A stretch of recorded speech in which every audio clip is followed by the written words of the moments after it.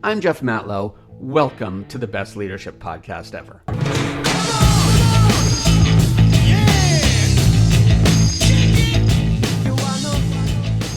Welcome back to the best leadership podcast ever, where every week we rethink your daily behaviors to help you catapult your career.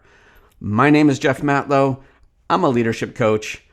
I actually help female executives and entrepreneurs overcome their self-doubt and become inspirational leaders. I'm also a 3-time entrepreneur, an author, a keynote speaker, a father, a fisherman. Did I just say fisherman? Ooh, I just came back from a fishing trip, which is why that came out. But that's a different story. Today, however, we need to talk about Taylor Swift. Because the way you think about Taylor Swift is the way you think about all professional women. Now, you may disagree with me, but you're wrong. I feel pretty confident about that. How about we start this conversation with a little bit of music history? Elvis Presley was one of the most popular and best-selling artists of all time. I know that, you know that, we agree. Elvis, however, didn't write any of his songs. None of them. So do you think any less of him because of it? Yeah, I didn't think so. Oh, and by the way, if you didn't know this, Elton John didn't write any of the lyrics to his songs. He got the words from Bernie Taupin, and then Elton just wrote the melodies behind them. So I ask you, do you think any less of his success because of that? Yeah, I didn't think that would change your mind either.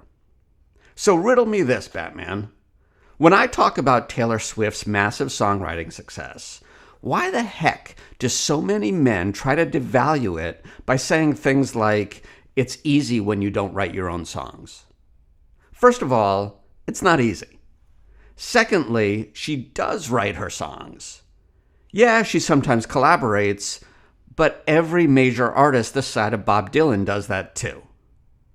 And third, she's actually written more top 10 hits than Elvis, Sinatra, Whitney Houston, and Aretha Franklin combined. But this isn't even my point, so stop throwing me off track. My point is to point out the way that people minimize women's success. Why do we think it's okay for a male to achieve success, regardless of how he got there, but females are trivialized for receiving help in their climb to the top? Now, that's a rhetorical question, but you know what? I'm going to answer it for you in a second. First, we got to talk about the local economy. Dreamforce is one of the largest tech conferences in the world. It's put on by Salesforce, and it brings in about $90 million to the local economy over 4 days. That's $22 million a day. Impressive, right? I thought so too. But the NBA All-Star Game is even bigger. It actually generates $33 million per day for the local economy. But wait, we haven't even talked about the granddaddy of them all. Yes, the Super Bowl. That little shindig generates about 64 million smackers per day for the host city. Holy smokes. But then there's this little gal named Taylor Swift, who apparently doesn't write her own songs, so maybe she doesn't count. But you should tell the local economies that. Because during her most recent tour, local economies experienced between $70 and $93 million impact from just a 1 3-hour show. That's practically the size of the combined daily take by both the Super Bowl and the NBA All-Star Game together. The fact is that Taylor Swift is one of the largest and most influential global corporations in existence. She is a market mover. So maybe you can help me understand why men often refer to her as just a whiny brat who can't keep a boyfriend. I ask you, do the same people who say that describe Steve Jobs' success as just a spoiled hippie nerd who ignored an illegitimate child? Because if they did, I missed that stage in his career.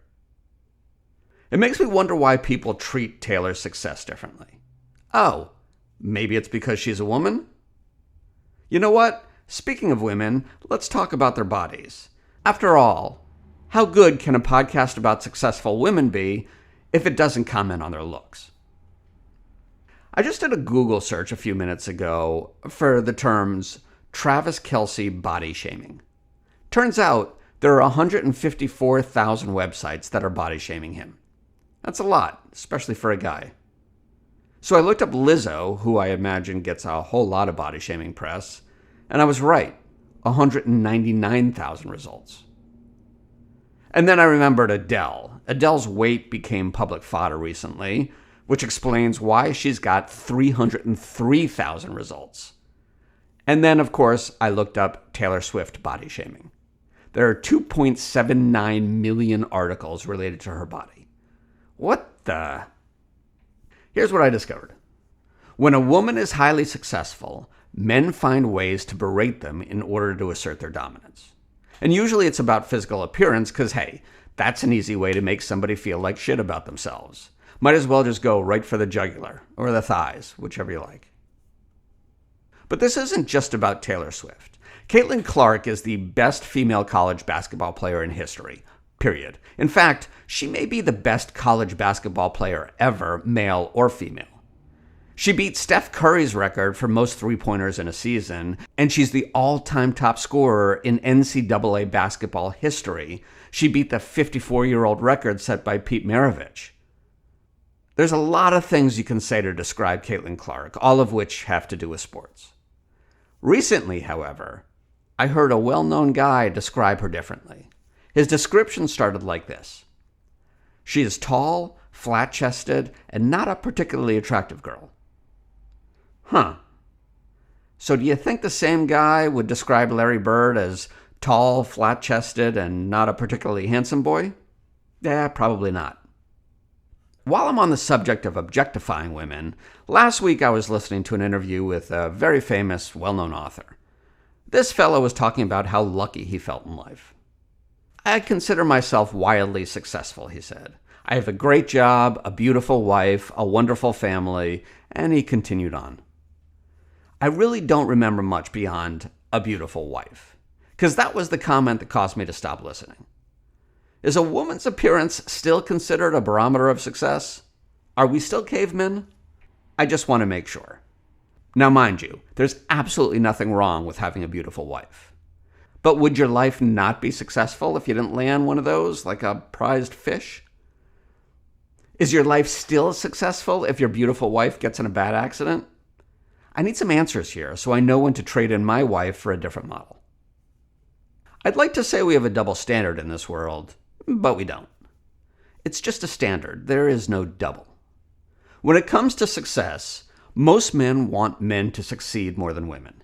They celebrate men's achievements, and they look for ways to justify a woman's, or to invalidate it, as the case may be. It can be done consciously or not, and it comes out when they say things like, it's only because of her looks, or she must have slept her way to the top, or she couldn't have done that without a man or a husband or a co-writer or whatever. Listen, I don't really give a shiitake mushroom whether or not you like Taylor Swift's music. In the same way, I don't care if you like Kamala Harris's politics or Oprah Winfrey's talk show. Their performance is not my point. What I do care about is that you take a gosh darn moment to think about how you think about Taylor Swift as a successful woman. Do you respect her or do you revile her? Do you admire her success or do you demean her? Because if you can't accept success with Taylor Swift, you won't be able to accept it with any woman. And that needs to change. So maybe it's time we had that talk. What do you think of Taylor Swift? I'd love to know your comments. If you like this, please give 5 stars. It really means a lot. And subscribe so you don't miss another episode. Thanks for listening. I'll talk to you next time.